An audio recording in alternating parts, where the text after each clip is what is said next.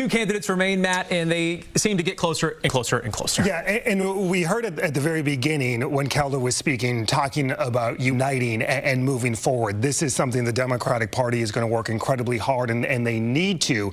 There has been a lot of criticism, and there will be some criticism within Democratic circles about Kelder Roys and Joel Brennan staying in the race. Kelder Roys at 8%, Joel Brennan at 4%. But look at this. Kelder Roys so far with 69% reporting has received 41,000 votes. Joel Brennan, 23,000 votes.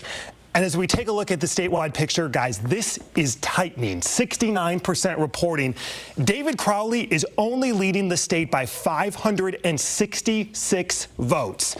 This could be an incredibly long night. This could lead to questions in certain counties as the numbers are tightening and getting so close in terms of whether any recounts may be necessary. It is early in the night, but I know people are talking about that. As we look at the statewide map, this 566, keep that in mind as we start to look at the other results, because yes, there were only 4 candidates left, but 7 in total were running, including the 3 candidates who dropped out. Sarah Rodriguez so far has received 18,000 votes. Mandela Barnes, 17,000. Missy Hughes, 1,800. These are a lot of votes right here, folks, for candidates that have dropped out. When you look at a race that is now down to just 566 votes across southeast Wisconsin with 69% reporting. The light blue represents David Crowley, the counties he is winning.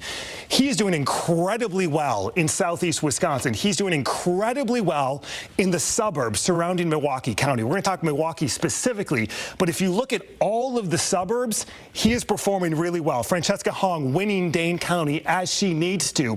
When you start to look up in northeast Wisconsin, so far the picture is trending toward David Crowley, but that can change when we look at Green Bay, Appleton, Oshkosh, those key counties of Brown, Outagamie, Winnebago. That is another critical area, and Crowley so far is winning. Northwestern part of the state, we still kind of have to paint that picture in terms of what it looks like. When we look specifically at Milwaukee County, and this is where the Crowley camp is concerned tonight, 1,100 votes only separate David Crowley and Francesca Hong. But with 84% reporting, 48,000 votes, 50,000 votes, there are still 27,000 roughly absentee ballots that have to be counted. We've seen Hannah at Central Count. They are working hard, election officials and volunteers and poll workers. Those results are going to be reported in one batch, those 27,000 votes. So this could all come down to Milwaukee County and people in Milwaukee County who voted early. Let's take a look at Dane County. In terms of this margin, it's really widening for Francesca Hong with 90% reporting. She's up 9,400 votes. This is a really good sign for the Francesca Hong campaign.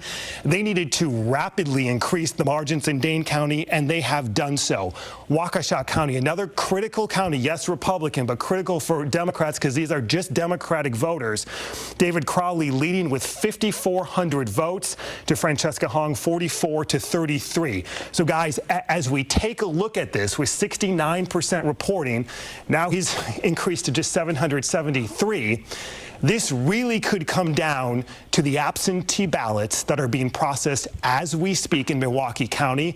I know there aren't a lot, 27,000 compared to what we've seen in years past, but we could be nearing the end of that process in Milwaukee, and I know Hannah is standing by for us for an update there. A very interesting perspective, Matt, especially when we're talking about the candidates that are either no longer in the race or have conceded as of late. So definitely interesting to see that.